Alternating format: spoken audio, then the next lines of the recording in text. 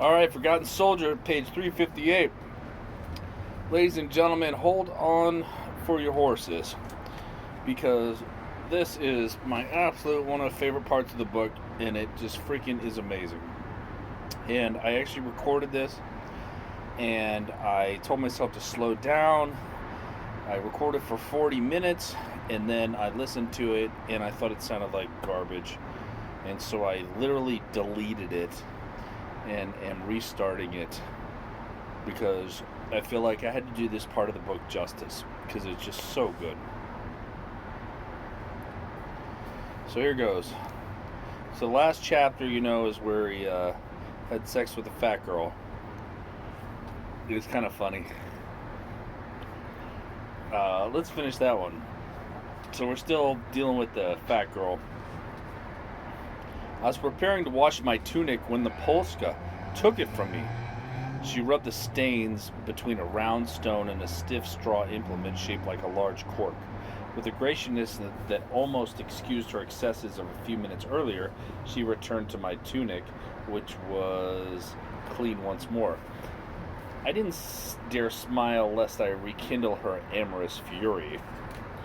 However, all of that seemed to have been forgotten. These Polish peasants seemed curiously primitive, living wholly in the present, unburdened by any thoughts of the past or the future. I said goodbye, thrusting out my stiffened arm in a regulation salute. While the old woman on the bench smiled a smile which seemed to cross a gulf of 1,000 millennia, the younger one rummaged through a heap of cooking pots which stood on the table. She found an egg and held it out to me. I accepted it, not knowing what expression to put on to disguise my embarrassment. The egg recalled the loft in recent history. I could feel myself blushing as I went through my pockets for the correct change. However, the woman gestured me that I need not pay. Still embarrassed, I withdrew in a fury of Dankeschöns. Dankeschöns. I had already taken a few strides away from the house when the door behind me opened again. The woman stood there calling me, holding out the gun, which I had left propped against the table. How humiliating. I recovered myself with another sequence of a voluminous thanks and feeling ridiculous, straightened my back and tried to look stern to make up for what had happened. I knew that this episode was destined to lighten the evening hours of these people, and I found it hard to forgive myself. What an idiot! To survive the Battle of Belgorod, only to get my pants torn off by a fat Polish mama. I might be a proud member of a proud regiment, but all I had to show for it was a single egg and an experience which I wasn't going to disclose in a hurry for fear my friends would rip off my pants again to make sure she hadn't stolen anything. Later on, "Why didn't you tell us right away?" they asked me later. We all could have gone there and insisted on it. Reprisals, Spring burst out with sudden brutality. On the Eastern Front, things were going from bad to worse, but our training continued in the spirit of an athletic team preparing for a competition. Even more extraordinary, our schedule of exercises was markedly reduced, and we were often given free half-days. These were in fact necessary to give us time to forage and keep adequately fed. Our official rations had been cut back again and now amounted to a starvation diet. The two villages closest to the camp had almost nothing left to give us, and we had to go farther afield in search of the calories which were largely consumed by our comings and goings. We took up fishing in the Dniester. Unfortunately, we had neither the proper equipment nor any local knowledge. 3 times Herr Hauptmann Weissreidau went with us. As an officer, he had appropriated a certain number of explosive devices, which made the operation profitable. Some pools produced giant fish. There was also an accident. 2 fellows who went out to look for food disappeared. Their friends said they'd gone toward the mountains. 2 days went by without any news of them. No one knew anything about them in the villages where we asked. It sounded like partisans. We sent out 2 search parties, which did in fact run into partisans and suffered 5 stupid deaths without finding a trace of the missing men. While the Red Army pushed into Poland toward our camp, which would soon be in the battle zone, we lay in the sun as much as we could and waited for orders. Hals was deeply more in love and spent as much time as he could with the girl he considered his fiancée. I often went with him, but never found a girl for myself. We had many pleasant times together, and Hals repeatedly told me that I must be due for a leave soon. They would surely see Paola. Sometimes the 2 of them plainly wished to be alone, and I would take myself off. The war seemed to have forgotten us in this enchanted place. But one morning, our tranquility and dreams of love came to an end. The camp hummed with activity as companies packed up and prepared for action before our incredulous eyes. As motors hummed, the barracks were destroyed. Our amazement was complete. What's going on? Los, schnell! We're clearing out. Before we had quite realized it, we were loaded on a dull gray-blue trucks which bumped off to the north. In the beautiful fullness of the germinating spring, the settled, organized camp went up in flames behind us. The convolutions of smoke rising into the pure, still air seemed like a sinister presage of things to come. In the trucks, everybody was talking. What was happening? Why were they destroying the camp? What are they doing? Where was the front now anyway? Toward 10 o'clock, the Gross Deutschland column suddenly stopped. We were on a road dappled by the knobby shadows of branches, loaded with thousands of buds, bursting from the irresistible pressure of thousands of plump leaves, still barely touched with green. The birds, as unprepared as we for what was coming, were singing and swooping down low over the trucks. A sidecar from Liaison delivered orders to the officer's Volkswagen. Then the non-coms told us to make a half-turn. Through the bursts of backfiring, we could hear the hum of a flight of planes. Then the whistles blew. Achtung! Enemy planes coming for us. Achtung! In a general rush, we jumped from the slowly moving trucks. In fact, the Ilyushin fighter bombers, which had spotted us, took their time. About 15 of them were turning in the sky, some 400 or 500 yards above us. Some trucks had been precipitously abandoned and were lying across the road. Our officers ran shouting at the drivers, who, caught between 2 fires, didn't really know what to do. Finally, they jumped back into their machines, started them up again, and crashed them into the bank at the last possible moment as the flight of vultures swooped down on us. First, there were bombs, which we watched fall until the first explosions. They looked like fat darts with long shafts, which allowed them to explode just above the ground. The planes had divided into two groups. The second unloaded at about the same spot as the first. The shock was extraordinarily violent. Everything flew into the air and fell onto our heads. An overturned truck flew right toward us, stopping some 10 yards short of where we lay. The flames spread quickly in our direction, forcing us to move farther back. We no longer had any doubts about what was happening, and ran as far as we could from the road, which was attacked again with rockets and machine guns. The running men, intent on getting away, had noticed the second wave of planes and were cut down by the machine gun fire, which passed over them like a pitiless reaper. Men were jolted off the ground as they ran, to fall back in pieces, like puppets whose strings are broken. When the enemy withdrew, 18 of our machines were sending plumes of black smoke up into the sky. The attack had been so sudden and overwhelming that none of us quite grasped what had happened. We returned to the scene of disaster with one eye on the sky. The enemy might only have pretended to leave, and we might still be waiting to attack us again. The road, still gluey from the recent thaw and spring rains, was strewn with debris and shattered bodies.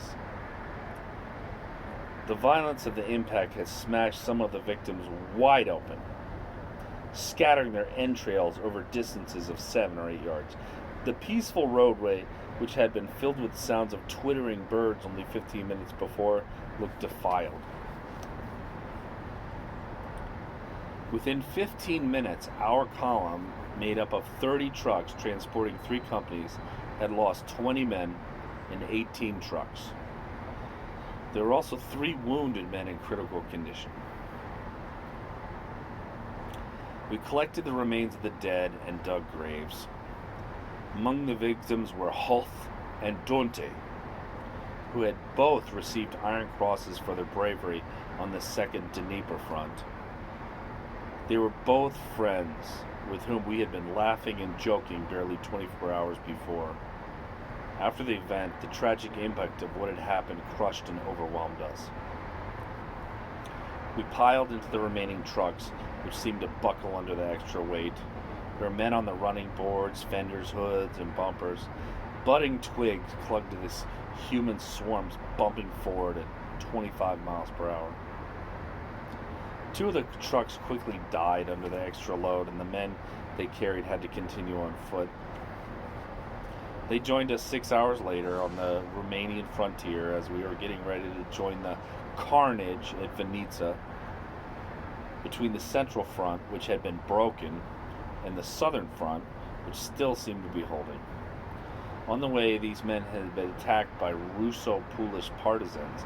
However, they were fortunately able to turn the encounter to their own advantage. They had taken the partisans' horses, and a few more still left on the neighboring farm, and had joined us looking like some sort of apparition of chivalric fantasy. The weather was warm and sunny. We were returning to Russia just after the period of melting ice. We requisitioned a few Romanian trucks which had been left for civilian use to replace the ones destroyed in the attack. These were old machines, bearing the names of private firms, which we didn't have time to paint out. Our section drove off in an English moving van, which must have left the factory sometime around 1930. Chapter 15. Return to the Ukraine.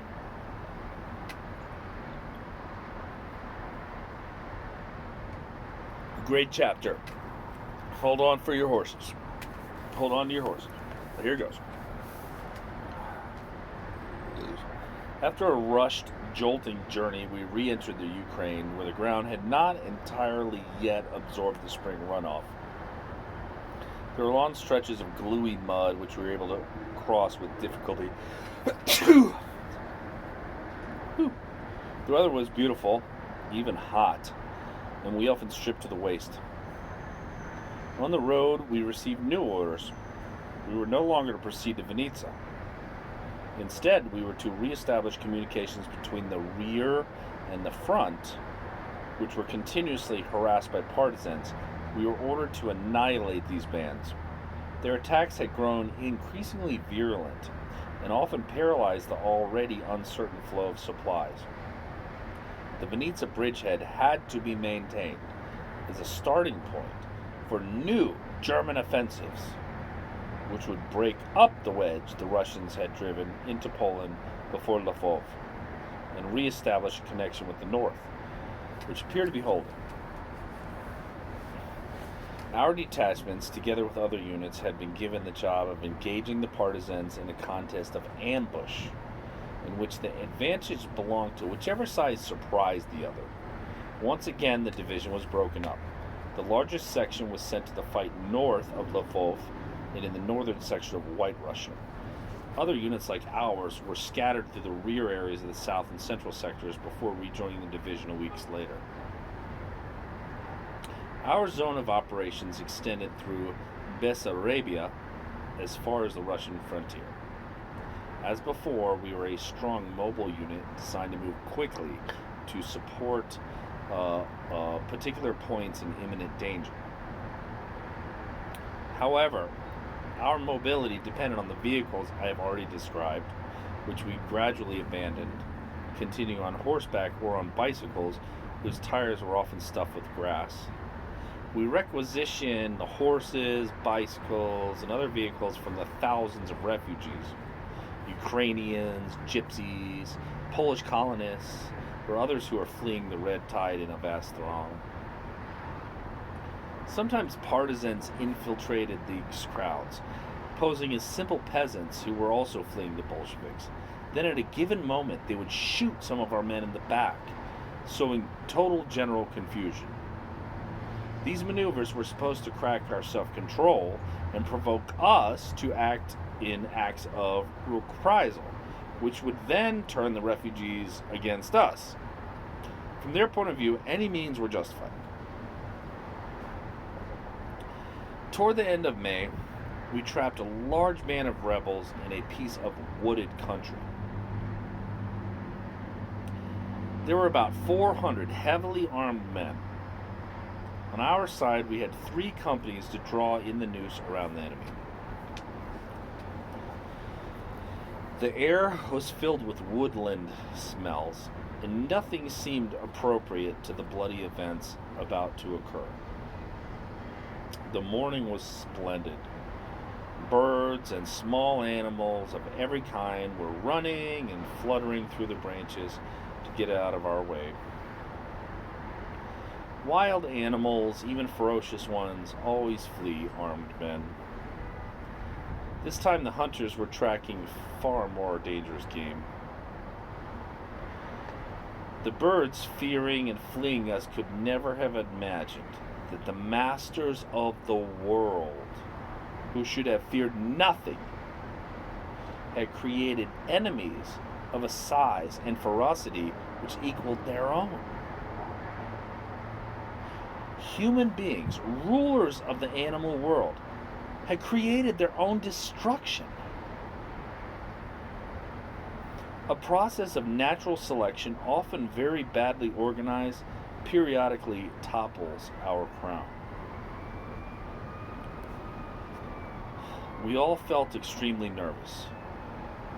During the resignation, which had once again taken hold of us, the moment of truth, as always, revealed who was afraid, who was a coward, and who still hoped to live.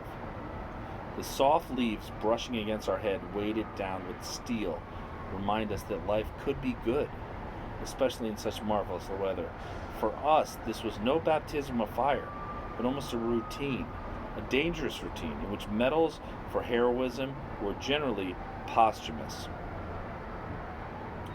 We had already experienced most of its horrors, and we had seen the upturned eyes of those who had won the medals. There was no longer much we could learn about that aspect of things. We deliberately maintained an attitude of morbid fatalism, which we punctuated with bursts of harsh forced laughter like machine gun fire.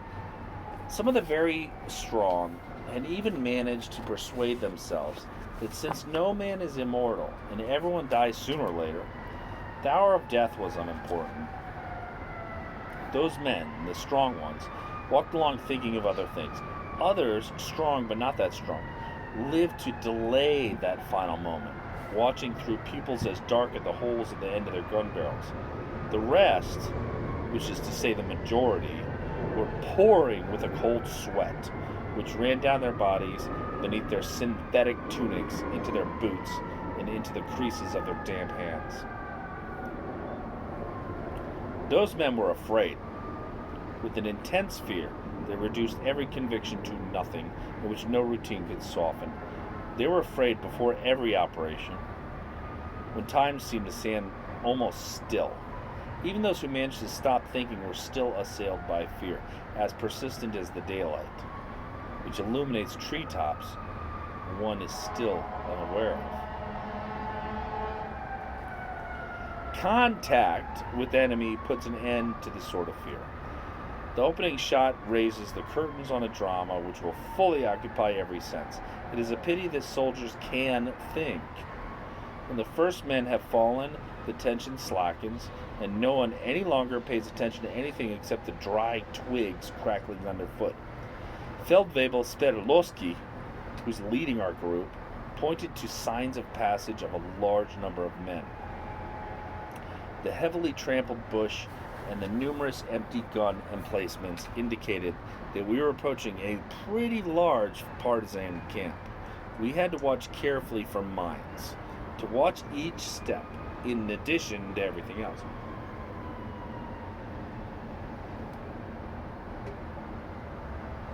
Sweat trickled down our temples, attracting clouds of belligerent flies.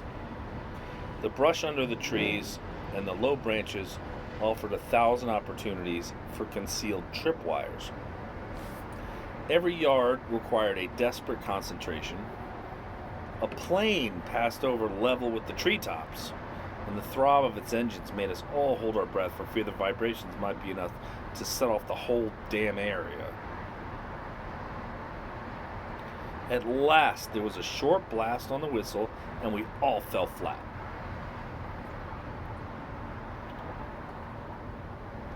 A small fort of logs, driven deep into the ground, stood at the end of a vague footpath. At the far end of our group, fighting had already begun. Sperlowski designated 2 men, Ballers and Prince, to throw grenades at the fort. Prince was one of the men in Lenson's Panzerfaust team. Today, however, the anti-tank group wasn't needed, so Prince was just another Panzer Grenadier soldier, panting as he crawled forward with his lethal burden. Ballers, more dead than alive, was crawling along the other side of the path, identically laden. We all watched, trembling with tension. Who were Ballers and Prince? 2 men from anywhere.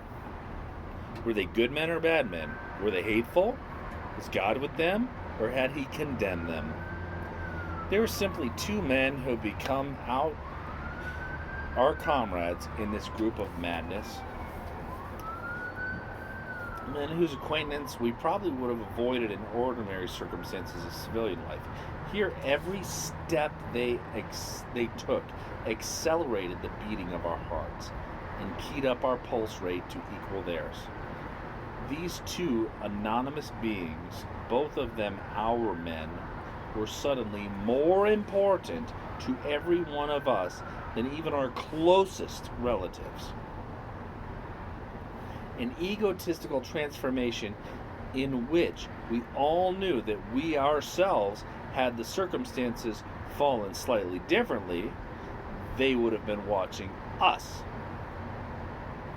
Motive seemed totally unimportant, if only they lived.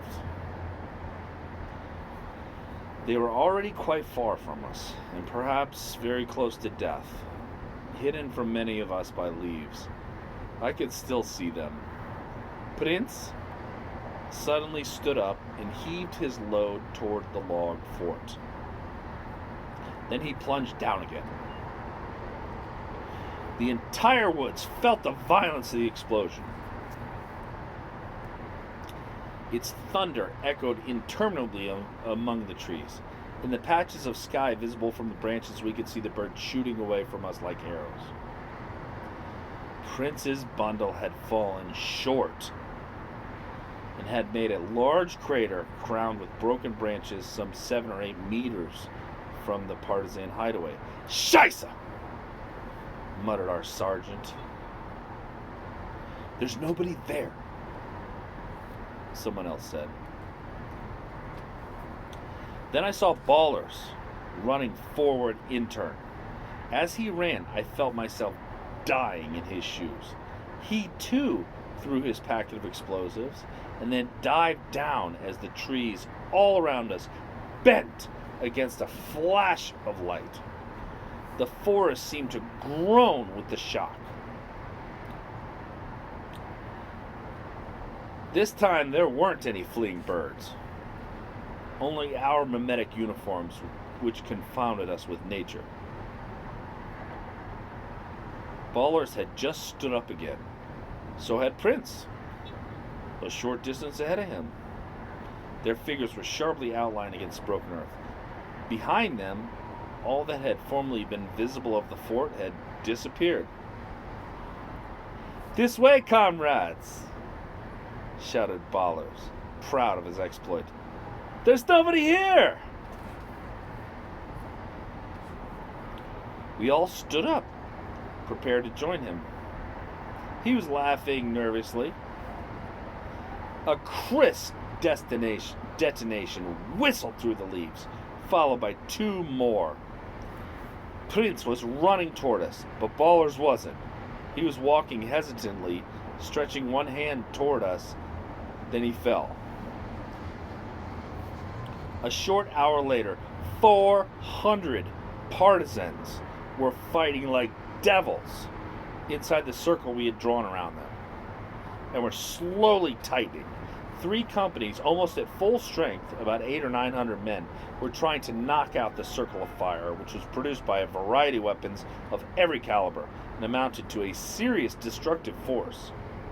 The partisan position was so well organized that any approach to it was almost suicidal. During this hour, 2 of our men stepped on mines, and their shattered bodies were blown into the budding branches.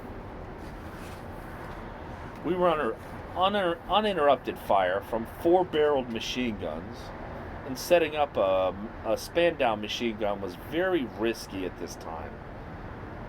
We tried to dig foxholes, but the earth was such a tangle of ineradicable roots that our position of attack was transformed into one of defense, which would be difficult to hold against any enemy breakout. Only our light mortars, with their almost vertical fire, could touch the enemy position. Unfortunately, the partisans seemed to absorb our fire without any apparent loss of strength. 2 or 3 heavy howitzers, probably captured German equipment, were shooting at our encircling forces. The impact of the projectiles uprooted trees. The discharge of these guns was invisible, which made their destruction extremely difficult. 10 times we sent assault groups to attack the terrorist position. Each time they were obliged to make a half turn, leaving the sum of their men screaming on the ground. Later we learned that Viceroy had been moving heaven and earth to try to get some armored or motorized support, but none was available in that area, and we had to do without it. Everything that remained had been sent to the support of our crumbling front. After an hour of waiting and attempted assaults that came to nothing, our commander decided to risk everything once and for all.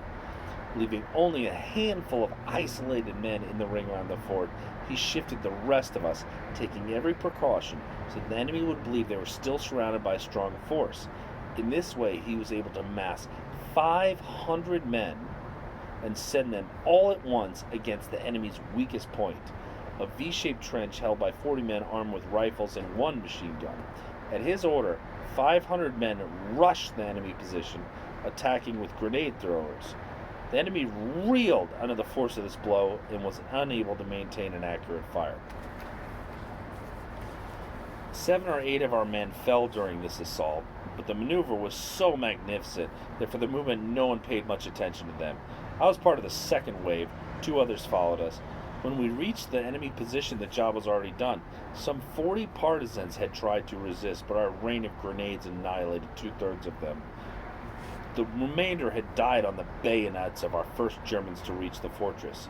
We followed hard on their heels. Another wave was right behind us. The underbrush rang with hideous screams and smelled of powder and smoke and blood. I saw more partisans pouring from their log fort and firing point blank at our men, who were exhilarated by the success of our action. In the general confusion, I opened fire along with everyone else. A tall Russian fired at me 3 times without hitting me, although I made no efforts to dodge him. Then he rushed at me, shouting and waving his gun, holding the butt in the air. 2 of our men joined me and fired at the Russian. He fell and tried to reload his gun, but we jumped him immediately, battering him with our butts. He died under our blows. At the foot of the blockhouse, a desperate hand-to-hand struggle was in progress. Something exploded in the midst of the fighting, sending shattered fragments of German and partisan bodies flying through the air. Other men ran up to continue the fighting, surrounded by the dead and dying. Cries and curses mingled with the sharp crack of rifle fire. A moment later, we were in the thick of the fighting. One of the fellows with me had his arm broken by an exploding mine. Pressed against the wooden wall, men were fighting hand to hand with knives, shovels, feet, and stones. An Obergefreiter had just hit a Russian in the face with his shovel, opening a hideous gash in his face. The wounded man fell writhing to the ground. Kellerman was firing in short bursts at the partisans hidden behind the 2 howitzers who had given us so much trouble. Many Russians got away, at least half of them. Those who couldn't added to the numbers of the dead. We collected all the stray guns and reserves of food, destroyed the howitzers, which we couldn't take with us, and buried 70 of our men. Then we left the place, carrying out the wounded on stretchers made of branches. In the evening, we arrived at Kolkosh, where we drank everything we could get a hold of, trying to blot out the memory of that hideous day.